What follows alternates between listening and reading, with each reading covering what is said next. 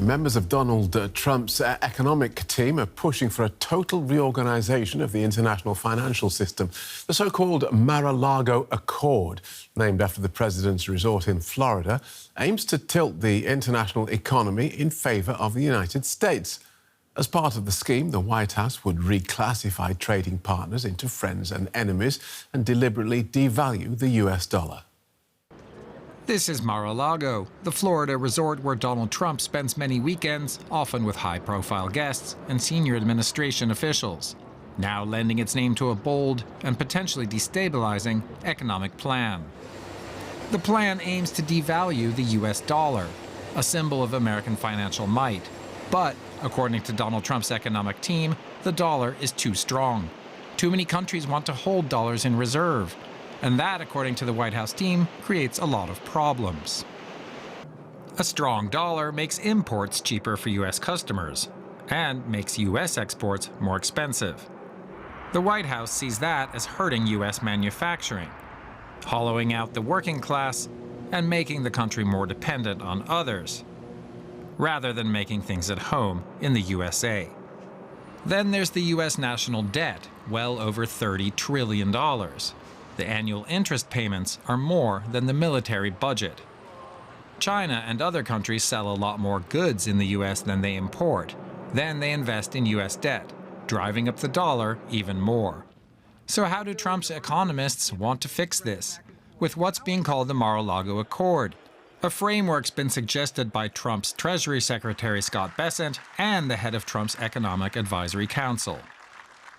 The idea is to convince other countries to help weaken the dollar and to trade in their U.S. debt holdings for 100-year bonds. The U.S. would pay way less interest on its debt.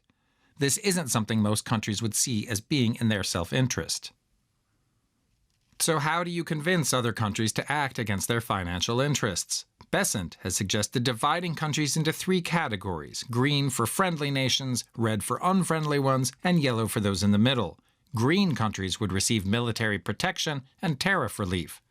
Those that don't play along will have high tariffs and no military aid, explicitly linking America's military might to its financial power, making other countries literally pay for protection. One major risk is that more and more countries might turn to China or other nations for trade deals and military stability, rather than pay the price to stay friends with the U.S. It's also hard to tell if Trump, who often seems to change his mind and reverse course, announcing tariffs and then pausing them, will stick with any policy for long. But the so-called Mar-a-Lago Accords do point to a method behind what can otherwise look like a series of impulsive decisions. Jessie Yin is an Assistant Director at the Atlantic Council's GeoEconomics Centre. She recently wrote an article about this issue for the Atlantic Council called "Meeting in Mar-a-Lago, Is a New Currency Deal Plausible?" Welcome to DW. So, should we be viewing the Trump administration's changed military priorities and widespread use of tariffs through the lens of this Mar-a-Lago Accord? Is this the Trump administration getting its ducks in a row?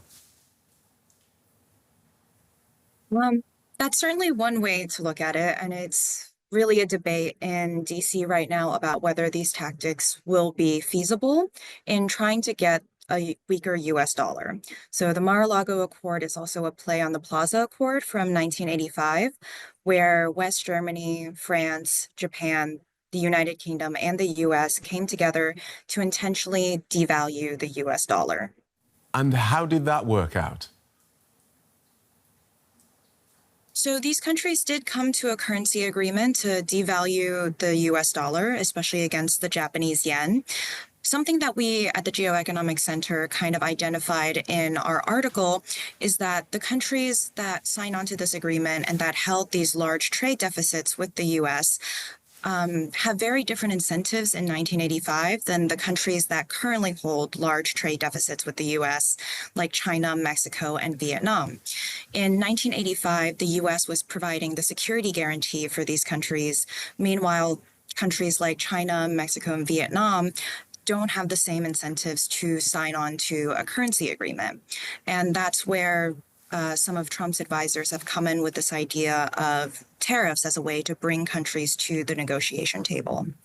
And is this actively being considered in the White House? I think we kind of have to wait and see how far they can sort of push this along. A lot of these concepts come from a report that Stephen Miran, who is part of Trump's circle of advisors right now, put out last year in September. But we're going to have to sort of wait and see whether the Trump administration moves forward in exactly this way. And can you answer the question you raised in your article? Is a new currency deal plausible? It would be very difficult. And one sticking point is China. China's a much bigger player in the global economy nowadays than it was in 1985. It holds the largest trade deficit with the US. And the sort of lingering impression of the Plaza Accord in China is a cautionary tale. A lot of people believe that the appreciation of the Japanese yen against the US dollar led to the bursting of the Japanese asset bubble and the sort of slow lagging economic growth that Japan has had since the 90s. So in that way, with China's own economy sort of slowing down, they don't feel incentivized to really appreciate the renminbi in any meaningful way. OK, so if China, as you say, one of the biggest holders of US debt, if they say, no, we're not interested, how big a hole does that put in the president's plan? I believe that it would put quite a big hole in his plan. The sort of continued and intentional devaluation of the US dollar would bring sort of domestic economic instability as well as destabilizing the global trade system. It would be very difficult to sort of sustain that. This does seem like an odd plan from a president who, during his first term, kept accusing China of manipulating its currency. Now it looks as though that's exactly what Donald Trump wants to do.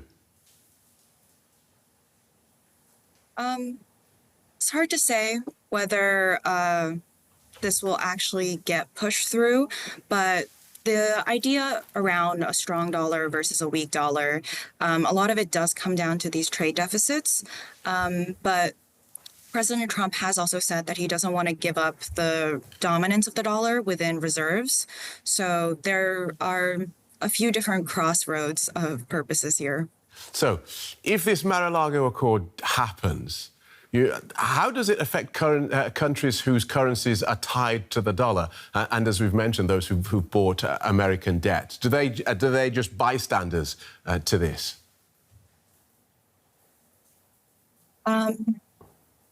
Especially if the Trump administration goes the way of implementing more tariffs and tries to go through this unilaterally, a lot of countries would just sort of have to accept how the dollar moves in the market. And how does it then affect their economies? I'm looking for the sort of the ripple effect of this. I mean, it would be largely destabilizing. If we look at the historical comparison, after the countries in the Plaza Accord sort of agreed to devalue the US dollar, they eventually gave it up a few years later. Okay. And G7 countries have sort of agreement since mid-2010s to not engage in these sort of currency agreements anymore. And if this happened, would it work? Would it bring more jobs to the United States?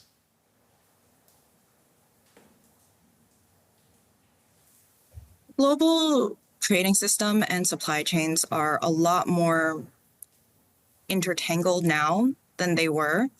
So similar to the question of will tariffs bring U.S. Jobs back in manufacturing, it's more of a wait and see, I would say. OK, thanks for that. Jessie Yin from the Atlantic Council, thank you so much.